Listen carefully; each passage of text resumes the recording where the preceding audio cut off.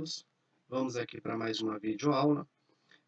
No nosso estudo anterior, nós já vimos a definição de perímetro, que é a soma de todos os lados de uma figura plana, e também a definição de área, que é o tamanho da superfície de uma figura plana.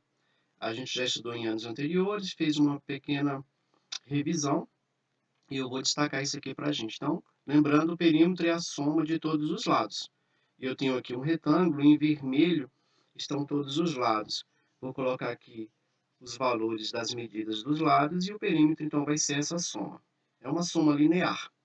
Já a área vai ser toda a superfície. Então, eu destaquei aqui em laranjado e a gente precisa entender a diferença entre perímetro e área. É o mesmo retângulo, possui as mesmas medidas, mas agora, como eu estou querendo calcular a superfície, eu vou multiplicar então a base pela altura, e neste caso aqui no meu exemplo, eu vou ter 32 centímetros ao quadrado. Lembrando que sempre que a gente falar de área, a unidade de medida, no exemplo aqui é centímetro, deve ser elevada ao quadrado. Vamos também na nossa última aula via Meeting das principais figuras planas. E aí, esse mesmo quadro foi postado. Eu tenho a primeira das figuras planas, que é o quadrado, todos os lados têm a mesma medida. Para calcular o perímetro do quadrado, basta eu multiplicar o lado por 4. E para calcular a área, eu vou pegar este lado e elevar ao quadrado. A próxima figura plana é um retângulo. O retângulo possui uma base. Essa base possui o mesmo valor do lado superior. E ele possui uma altura. Essa altura possui o mesmo valor tanto do lado esquerdo quanto do lado direito. Esse aqui é um retângulo. Eu posso calcular o perímetro como sendo 2 vezes o valor da base mais 2 vezes o valor da altura e a área do retângulo base vezes a altura. Próxima figura plana, triângulo formado por 3 lados. E aí eu tenho uma base, eu tenho uma altura e eu tenho uma diagonal. Esse meu triângulo aqui é um triângulo retângulo, fiz de propósito para que a gente visualize de uma forma mais tranquila a sua área. Bom, perímetro, eu vou somar a base com a altura, com a diagonal. Vou fazer a soma dos 3 lados. E a área vai ser base vezes altura dividido por 2. Percebam que esse triângulo aqui ele é metade do retângulo que está em cima. Se a área do retângulo é base vezes altura, o triângulo é metade, basta eu fazer base vezes altura e dividir por 2. Próxima figura plana é um losango. O losango ele pode ser visto como sendo 2 triângulos, um na parte superior e um na parte inferior, ou 4 triângulos retângulos. O que importa para a gente aqui é, essa figura é um losango, o perímetro não temos muito o que fazer, vai ser a soma dos lados, e a área vai ser calculada de acordo com a diagonal. Ele possui 2 diagonais, uma diagonal que eu destaquei aqui em vermelho, que eu chamei de D maiúsculo, e uma outra diagonal que eu destaquei aqui na horizontal, que eu chamei de D minúsculo. A área de um losango vai ser a multiplicação entre as 2 diagonais dividido por 2. Próxima figura plana é o trapézio, é uma figura bem característica, aparece aqui um banquinho. Esse trapézio possui 4 lados, a soma será o perímetro, a soma desses lados será o perímetro. E o que a gente tem que perceber é que no caso do trapézio, ele possui 2 bases. Ele possui uma base maior, está aqui embaixo, e em cima ele possui uma base menor. Para eu calcular a área, eu tenho que somar essas 2 bases, multiplicar pela altura. Percebam que eu estou destacando a altura. A altura é a distância entre a base inferior e a base superior numa linha perpendicular. Não podemos encarar como sendo esse L4 nem esse L2, tá bom? Tem que ser retilíneo aqui, tem que ser perpendicular. Então, somando as 2 bases multiplicado pela altura dividido por 2, teremos a área do trapézio.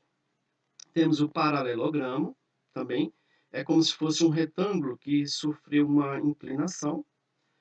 Soma dos lados desse paralelogramo vai me dar o perímetro, base vezes altura vai me dar a área. Lembrando que no caso do paralelogramo, como foi dito aqui no trapézio, eu tenho que tomar cuidado.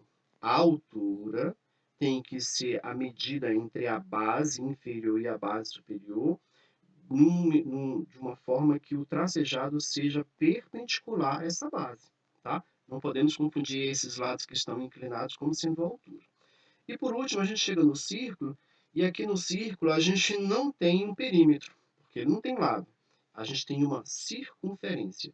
E para calcular essa circunferência, a gente utiliza essa fórmulazinha aqui, 2πr, onde r é o raio. O raio é a medida entre o centro da circunferência retilíneo até a extremidade dessa circunferência. Aqui eu tenho o raio. Esse π é uma constante, é um valor constante, ele é um número irracional.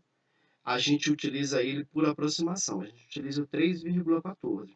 Sempre que o problema tiver o π, esse π vai estar indicado, tá? Se a gente vai usar 3,14, a gente vai utilizar um pouquinho mais. Como ele é um número irracional, ele não é uma dízima periódica, ele é uma dízima aperiódica, a gente não teria como representá-lo na sua totalidade. Então, a gente vai sempre utilizar o π por aproximação. E para calcular a área de uma circunferência, que seria toda essa superfície em verde, π que multiplica o raio elevado ao quadrado. Vamos fazer um destaque aqui agora, sobre os triângulos. O triângulo é um polígono de 3 lados e 3 ângulos. A gente precisa ter isso em mente, tá? Bom, tenho aqui o desenho de um triângulo.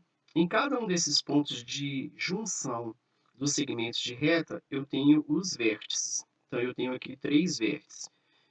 Na parte superior, eu tenho o vértice A. Na parte inferior esquerda, o vértice B de bola. Na parte inferior direita, eu tenho o vértice C. Lá no vértice A, eu tenho uma abertura. Se eu tenho aqui uma abertura, eu possuo um ângulo. Vou chamar esse ângulo de ângulo A. Aqui no vértice B eu tenho o ângulo B. E aqui no vértice C eu tenho o ângulo C. Então, está aqui formado um triângulo. É importante a gente entender que existe uma condição de existência do triângulo.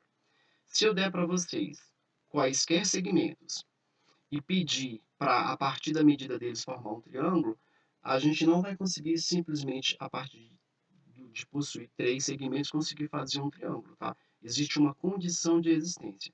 Lá no nosso livro didático, esse conteúdo começa na página 81, vocês podem acompanhar por lá também.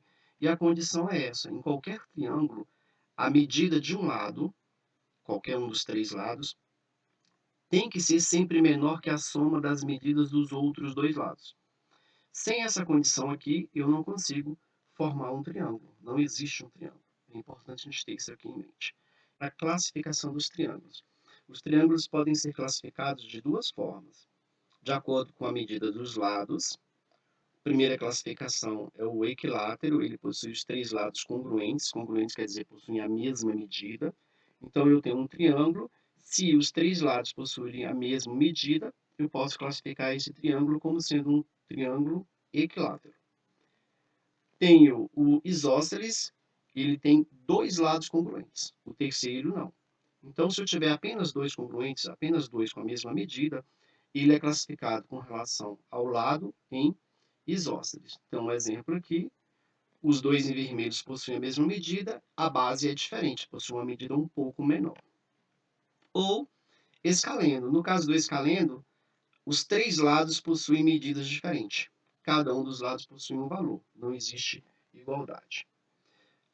Outro tipo de classificação é com relação aos ângulos. Neste caso, os triângulos podem ser classificados como sendo acutângulo, 3 ângulos agudos internos. Então, eu fiz um triângulo qualquer aqui e é fácil a gente perceber que cada ângulo é menor do que 90 graus. Quando eu digo que um ângulo é agudo, é porque ele mede menos que 90 graus. Se os 3 ângulos de um triângulo medirem menos do que 90 graus, ele vai ser classificado como sendo acutângulo.